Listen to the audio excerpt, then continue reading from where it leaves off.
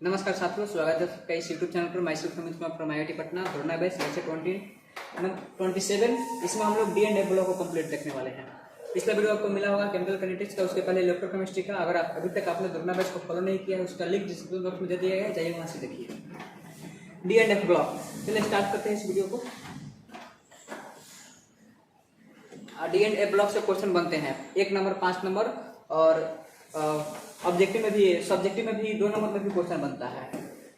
ये हमारा chapter number I think metallurgy 6 है, 3 ब्लॉक 7 है, चैप्टर नंबर 8 है NCERT के अनुसार। चैप्टर नहीं लिखा है बट चैप्टर नंबर 8 है। डी ब्लॉक को संक्रमण तत्व भी कहा जाता है। वे तत्व जिनके परमाणुओं में आने वाला अंतिम इलेक्ट्रॉन डी कक्षक में भर मतलब डी ऑर्बिटल में भरा जाता है। इसका एक खासियत होता है, इन तत्वों में N-1 डी उपकोष मतलब सब सेल आंशिक भरे होते हैं, पार्शियल रूप से भरा हुआ होता है। इसमें आने वाला जो इलेक्ट्रॉन होता है वो N-1 इंटू डी में प्रवेश कर जाता है। डी ब्लॉक को संक्रमण तत्व भी कहते हैं क्योंकि ये तत्व दीर्घाकार आवृत्ति सारणी में S व P ब्लॉक तत्वों के मध्य में पाया जाता है, मतलब S और P के बीच में पाया जाता है, इसलिए इसको संक्रमण तत्व भी कहा जाता है। ट्रांजिशन मेटल कहा जाता है, ट्रांजिशन एलिमेंट कहा जाता है। संक्रमण तत्वों की 4 पंक्तियां अर्थात 3D, 4D, 5D और 6D होती है। अब जरा देख लेते हैं फर्स्ट ट्रांजिशन सीरीज मतलब 3D के बारे में देखते हैं। इस श्रेणी को 3D सीरीज भी कहा जाता है। इसमें 10 तत्व होते हैं, परमाणु 21 से लेकर के 30 तक। अब कौन कौन होगा? Scandium, titanium, vanadium, chromium, manganese, iron, cobalt, निकल, कॉपर, जिंक। इसको 3D सीरीज कहा जाता है। इसमें 3D अपूर्ण 3D करने का मतलब इनकम्प्लीट 3D ऑर्बिटल होते हैं, और जबकि 4s में 2 अथवा 1 इलेक्ट्रॉन हो सकते हैं। इस श्रेणी का सामान्य इलेक्ट्रॉनिक विन्यास यहाँ पर लिखा गया है 3D 1 to 10 4s 1। चलिए देखते हैं सेकंड ट्रांजिशन। इसको 4D सीरीज कहा जाता है। इसमें भी 10 होता है। कहाँ से जाएगा? ये 39 से लेकर के कहाँ तक? 48 तक जाएगा। अब थर्ड डिवीजन में 5D होता है। इसमें भी 10 तत्व होता है। कहाँ से कहाँ तक? 57 से लेकर के 80 तक जाता है। इलेक्ट्रॉनिक विन्यास लिखा गया हमको 3D से मतलब है। ये फोर्थ है, तो फोर्थ जाएगा 89 से लेकर के 112 तक।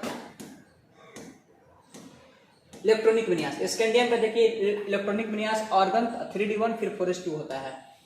टाइटेनियम का 3D2 4s2, वेनेडियम का 3D3 4s2। क्रोमियम पर एक्सेप्शन आ जाता है, इस पर स्टार लगा हुआ है। इसमें होना चाहिए था 3D4, बट आप जानते हैं नियम होता है, हुंस का नियम होता है, पॉली एक्सक्लूजन प्रिंसिपल होता है, उसके बाद हुंस हो गया, पॉली हो गया और आपबाउ प्रिंसिपल होता है। तो उसमें हुंड का, पॉली का, आपबाउ का प्रिंसिपल, तीनों प्रिंसिपल को लगा करके ये बात स्पष्ट रूप से कहा जा सकता है कि जो फुलफिल्ड ऑर्बिटल होता है या जो हाफ फिल्ड ऑर्बिटल होता है वो ज्यादा स्टेबल होता है। अब इसमें डी में ज्यादा से ज्यादा 10 इलेक्ट्रॉन रह सकता है, एस में ज्यादा से ज्यादा 2 रह सकता है। अगर यहाँ पर D4 लिखेंगे, आप 4s2 लिखेंगे, ये तो फुलफिल्ड ऑर्बिटल है, बट यहाँ पर D4 आ जाएगा जो कि हाफ फिल्ड नहीं हो पाएगा। अगर पॉसिबल है तो हाफ फिल्ड या फुलफिल्ड बना लीजिए, तो 1 इलेक्ट्रॉन इसमें आ जाता है। D5 उसके बाद फिर एस में जाता है, और फिर इसके बाद D6, D7, D8, और फिर यहाँ पर कॉपर का एक्सेप्शन आ जाता है। यहाँ पर D9 होना चाहिए बट D10 हो जाता है। कारण क्या है? इसको फुलफिल्ड और ये हाफ फिल्ड दोनों स्टेबल हो जाएगा। बाकी इसका इलेक्ट्रॉनिक कॉन्फ़िगरेशन आपको नहीं देखना है। वर्ग 12 के जितने भी तत्व होते हैं जैसे कि जिंक, कैडमियम, मरकरी का सामान्य अथवा आयनिक किसी भी अवस्था में केवल एक ही कोष अपूर्ण होता है, अतः यह संक्रमण तत्व नहीं है। मतलब देखिए बहुत ही इंपॉर्टेंट है ये जिंक, कैडमियम, मरकरी। कारण मैं आपको बताता हूं।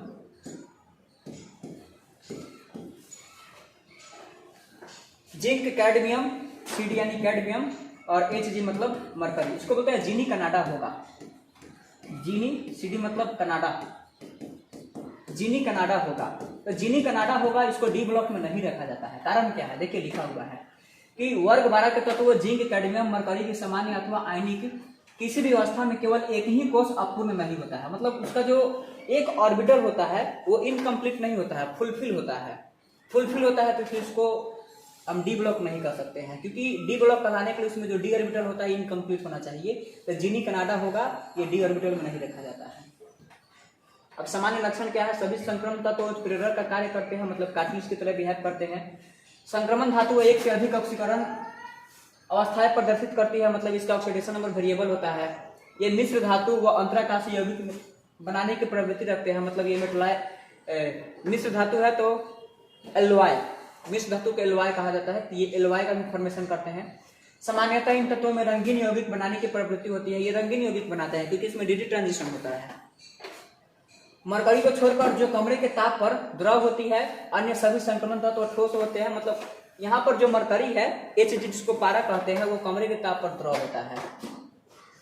ये सभी कठोर आघातवर्धनीय तथा तन्य उच्च गलनांक व कथनांक वाले विद्युत व ऊष्मा के सूचलक होते हैं। कठोर मतलब एकदम हार्ड होगा, डक्टाइल इसका ज्यादा होगा, और ये आघातवर्धनीय कहने का मतलब है कि इसको हम खींच करके इसको बड़ा कर सकते हैं, पीट करके चौड़ा कर सकते हैं। गलनांक मतलब बॉइलिंग पॉइंट, क्वथनांक मतलब मेल्टिंग पॉइंट। ये सभी तत्व धातु है तथा इनमें धन विद्युतीय गुण होता है, मतलब ये इलेक्ट्रोपॉजिटिव होते हैं। ये अपने संकुल यौगिक बनाने की प्रवृत्ति रखते हैं। संकुल यौगिक मतलब ये कॉम्प्लेक्स कंपाउंड भी बनाते हैं। डी ब्लॉक तत्वों के सामान्य गुण, धात्विक अभिलक्षण। अब ये सभी तत्व धातु है, ये कठोर उच्च ताप सामर्थ्य तन्यता आघातवर्धनीय उच्च तापीय एवं विद्युत चलकता एवं धात्विक चमक दर्शाते हैं।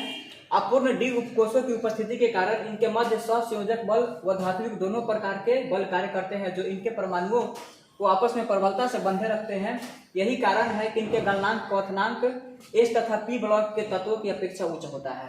तत्वों जिंक कैडमियम मरकरी मतलब जिनी कनाडा होगा में N-1 डी उपकोष मतलब सबसेल में अयुग्मित मतलब अनपेयर्ड इलेक्ट्रॉन अनुपस्थित होते हैं, अतः इनमें धात्विक अबंध होते हैं, मतलब इसमें मेटालिक बॉन्ड बनता है, जिस कारण इसका गलनांक एवं क्वथनांक मतलब बॉइलिंग पॉइंट मेल्टिंग पॉइंट कम होता है।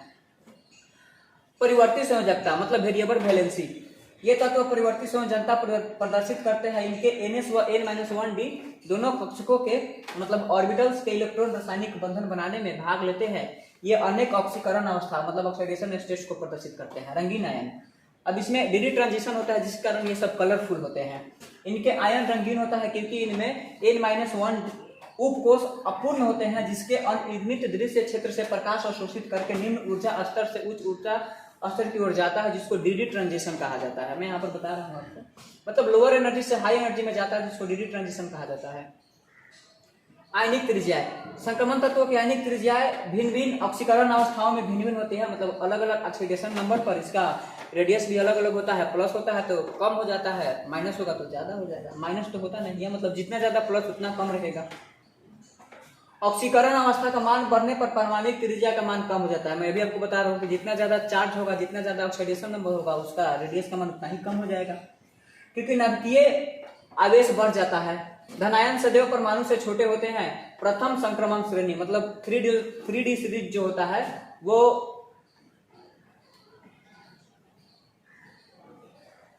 रेडियस जो होता है डायरेक्ट आप समझिए कि ऑक्सीडेशन नंबर के इनवर्सली प्रोपोर्शनल होता है। रेडियस बढ़ाइएगा मतलब ऑक्सीडेशन नंबर बढ़ाइएगा, रेडियस घटेगा।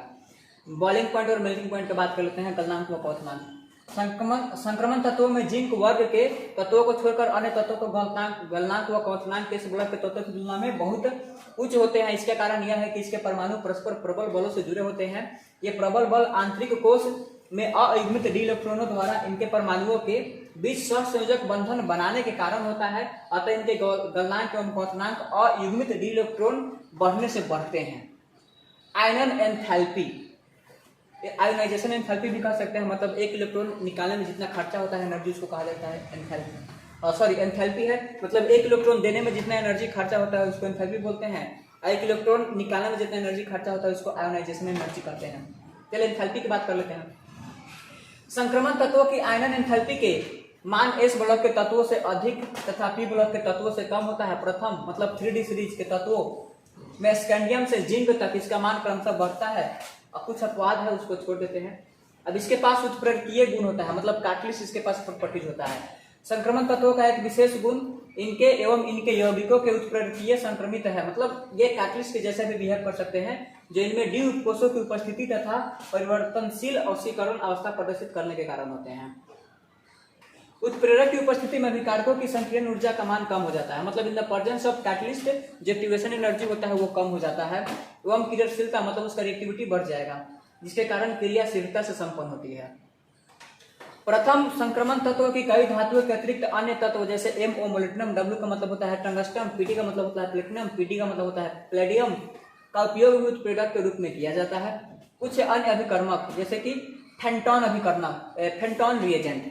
अब फेंटॉन रिएजेंट काफी इंपॉर्टेंट होता है। FeSO4 प्लस H2O2 को फेंटॉन रिएजेंट कहा जाता है।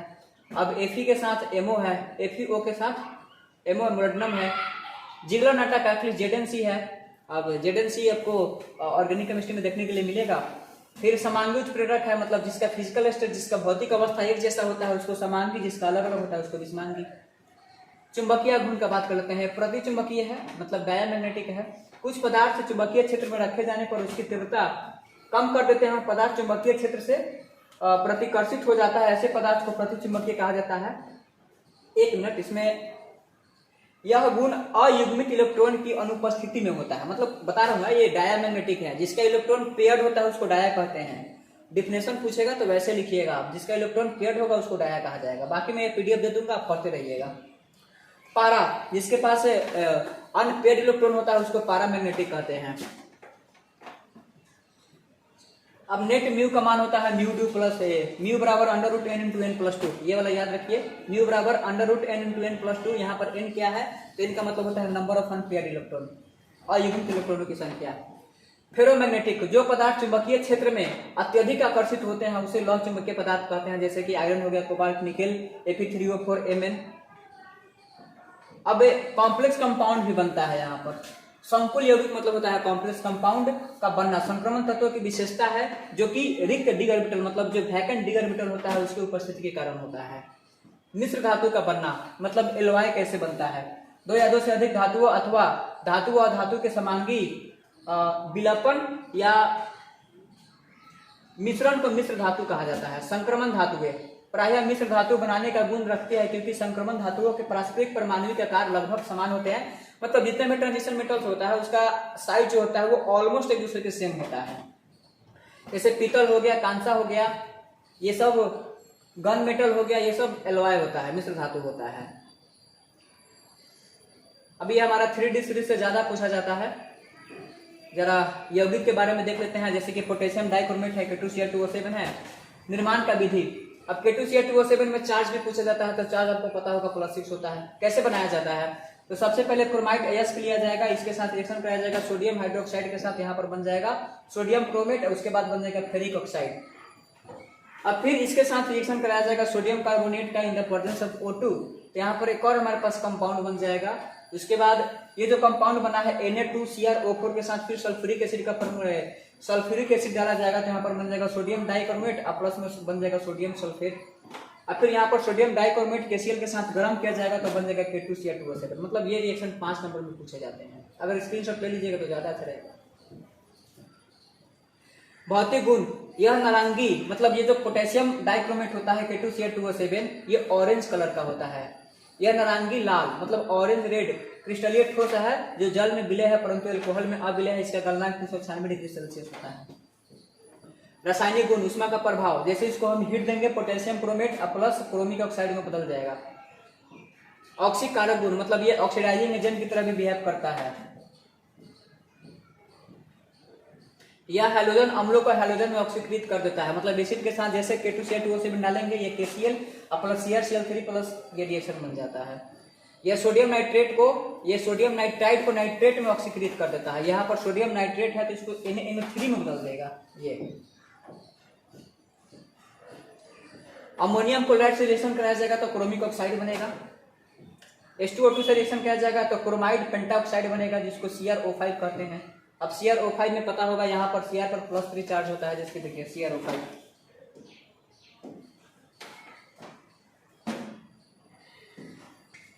CrO5 है। अब इसमें बहुत बच्चे होते हैं जो बताते हैं कि चार्ज +10 होगा, +10 नहीं, इसमें चार्ज +6 होता है। स्ट्रक्चर कैसे बनेगा, Cr डबल बॉन्ड O, यहाँ पर आता है, यहाँ पर O, यहाँ पर O, यहाँ पर O, यहाँ पर O, यहाँ पर O, इसको कहा जाता है बटरफ्लाई स्ट्रक्चर। बटरफ्लाई स्ट्रक्चर नाम है इसका क्रोमाइड पेंटाऑक्साइड, याद रखिएगा बटरफ्लाई स्ट्रक्चर। अब क्रोमिल क्लोराइड, अब K2Cl2 को NaCl प्लस H2SO कौन H2SO4 के साथ रिएक्शन किया जाएगा तो यहाँ पर क्रोमिल क्लोराइड बन जाएगा, CrO2Cl2 को कहा जाता है। अब पोटेशियम फेरोसाइनाइड के साथ जब रिएक्शन किया जाएगा तो यहाँ पर बन जाएगा KCNO, यहाँ पर K2FeCN6 बन जाता है, यहाँ पर पोटेशियम साइनाइड कहते हैं इसको। अब यहाँ पर K2Cl2O2 का रिएक्शन हो जाएगा कास्टिक सोडा से, बन जाएगा पोटेशियम क्रोमेट। सिल्वर नाइट्रेट से किया जाएगा तो सिल्वर डाइक्रोमेट बनेगा, जो कि लाल भूरा और छेप होता है। उपयोग, अगर आप केमिकल प्रॉपर्टीज को छोड़ भी देते हैं तो कोई दिक्कत नहीं है, मैं आपकी भावना को समझ सकता हूं, क्योंकि ये सारा रिएक्शन याद करना मतलब उतना आसान नहीं होता है। परीक्षा के नजरिए से आप इसको छोड़ सकते हैं, कोई दिक्कत नहीं है, यहाँ से सवाल बनता भी नहीं है, बस मैं तो आपको यहाँ पर रिवाइज करवाने आया हूँ। उपयोग, फेरस आयनों I2M सल्फाइड आयनों के मात्रक के अनुमापन में चमड़ा उद्योग में इसका उपयोग होता है। प्रबल ऑक्सीकारक में उपयोग होता है, ये याद रखना है। फोटोग्राफी, कैलिको छपाई रंगाई में। अब देखिए KMnO4 का बात कर लेते हैं। KMnO4 बनाने का विधि है MnO2, पायरोलुसाइड कहते हैं उसको, इसके साथ KOH2 लिया गया तो यहाँ पर बन गया K2MnO4। फिर पायरोलुसाइड के साथ K2CO3 लिया गया तो बन गया K2MnO4। और फिर पायरोलुसाइड के साथ KOH और KNO3 लिया गया तो यहाँ पर बन गया K2MnO4। KNO2 बन गया इसके साथ।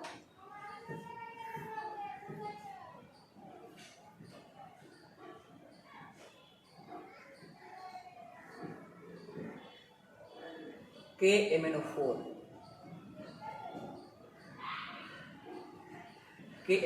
एक मिनट, यहाँ पर थोड़ा सा गड़बड़ है। गड़बड़ी ये है कि यहाँ पर 2 नहीं होगा, KMnO4 होगा, और यहाँ पर 2 नहीं होगा, KMnO4 होगा।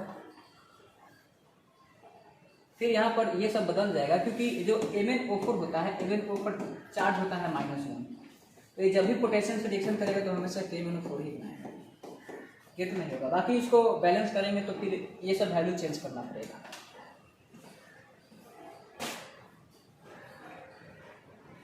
अब जब ये इसको मतलब कि टूटेगा, इलेक्ट्रोलाइट किया जाएगा, इलेक्ट्रोलाइसिस किया जाएगा, तो K plus MnO4 2 minus,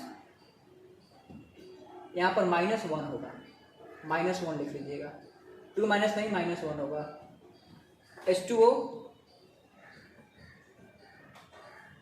K2MnO4, मतलब यहाँ पर KMnO4 है, K2 नहीं K है, मैं यहाँ पर बता रहा हूँ जहां जहां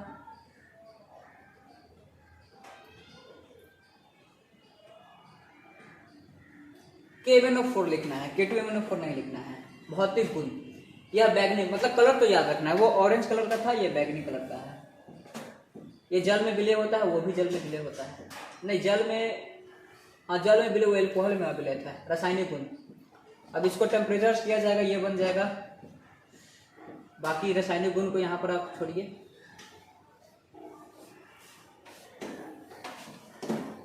उपयोग, प्रयोगशाला तथा औद्योगिक ऑक्सीकारक के रूप में इसका उपयोग किया जाता है। फेरस लवणों, ऑक्सीलेटों आदि के आयतन मापी विश्लेषण में इसका उपयोग किया जाता है। जल को शुद्ध करने में, मतलब प्यूरिफिकेशन ऑफ वाटर में भी इसका यूज होता है। स्ट्रक्चर देख लीजिए, K2Cl2O7 का बनता है, CR double bond CR double bond, यहाँ पर ऑक्सीजन, यहाँ पर ऑक्सीजन, O-, यहाँ पर 2 पोटेशियम आ जाएगा, इसके साथ पोटेशियम लग जाएगा, इसके साथ पोटेशियम लग जाएगा। KMnO4 का स्ट्रक्चर हो जाता है Mn डबल बॉन्ड, इसमें मैग्नीज पर चार्ज होता है +7। अब एक प्लग का बात कर लेते हैं, जिसको आंतरिक संक्रमण तत्व यानी कि इनर ट्रांजिशन कहा जाता है। आवर्त सारणी में अन्य प्रकार के संक्रमण तत्व भी होते हैं जो सामान्य संक्रमण तत्वों से भिन्न होते हैं तथा जिनके बाह्यतम 3 कोष आंशिक रूप से भरे होते हैं, मतलब पार्शियली भरा रहेगा, इसको आंतरिक संक्रमण तत्व कहा जाता है। इसमें इलेक्ट्रॉन N-2 F रहता है। अब इसको 2 भाग में बांटा गया है, जिसको लेंथेनाइड या 4F सीरीज कहा जाता है।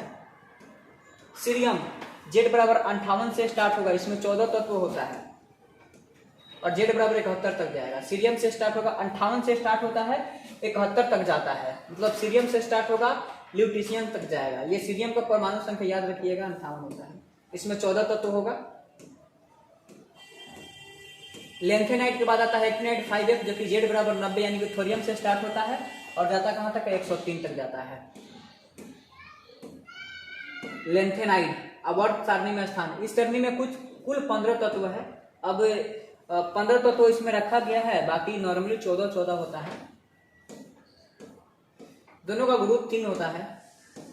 लेंथेनम है तो लेंथेनम गैस का ग्रुप 3 है। आगे देख लेते हैं। इलेक्ट्रॉनिक कॉन्फ़िगरेशन को फोकस नहीं करना है आपको, मैं बता रहा हूं आपको। ये सभी सिल्वर जैसी सफेद एवं धातु जैसे होती है, जो कि वायु में तुरंत धुंधली हो जाती है, अर्थात ये चमक देती है। इनमें प्रारंभिक तत्व मुलायम होते हैं, परंतु परमाणु क्रमांक वृद्धि के साथ इनका कठोरता बढ़ते जाता है। ये सभी तत्वों की कटी हुई सतह चमकदार होती है। भौतिक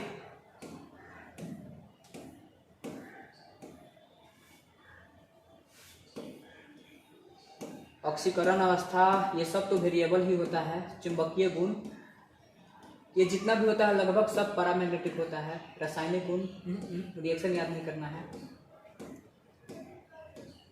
जल से विक्रिया, हाइड्रोजन। लेंथेनाइट कंट्रैक्शन बहुत इंपॉर्टेंट है, मुझे यही बताना था। लेंथेनाइट कंट्रैक्शन, ये संकुचन का मतलब कंट्रैक्शन होता है।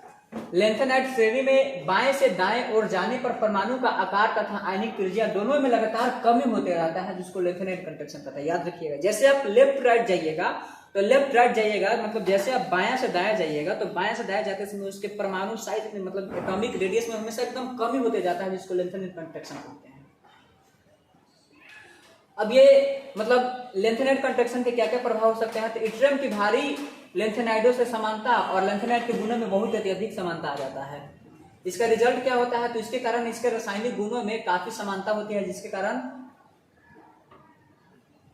आयन विनिपन विधि द्वारा पृथक्करण इसको किया जा सकता है। डिफिनेशन याद रखिए, बस मैं यही कह रहा हूं। अब लेंथेनाइट कंट्रैक्शन क्यों होता है, तो लेंथेनाइट आकार में कमी होने के कारण सहसंयोजी लक्षण होते हैं, जिससे क्षारीय प्रबलता घटती है।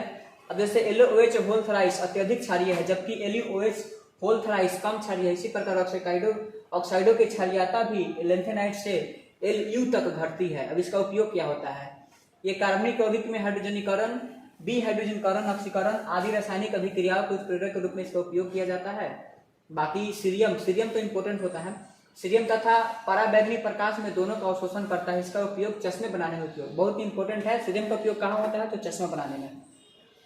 पेट्रोलियम पदार्थों के भंजन के लिए फॉस्फेट का उपयोग किया जाता है।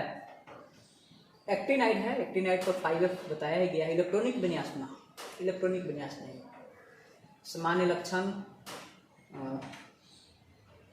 जितना भी एक्टिनाइड होता है सबका सब रेडियोधर्मी होता है।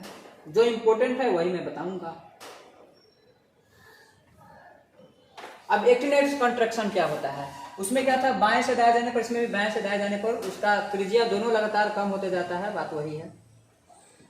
उपयोग, कैंसर के उपचार में इसका उपयोग होता है थोरियम का। याद रखना है, कैंसर के उपचार में किसका उपयोग हुआ, थोरियम का। यूरेनियम का उपयोग होता है ग्रीन ग्लास बनाने में। यूरेनियम का उपयोग सिरेमिक उद्योग, टेक्सटाइल उद्योग, रासायनिक विश्लेषण इत्यादि में चीज उपयोग होता है। बाकी खत्म हो गया हमारा DNA ब्लॉक। मिलते हैं नेक्स्ट वीडियो में किसी और वीडियो के चैप्टर के साथ। तब तक ऑल द बेस्ट।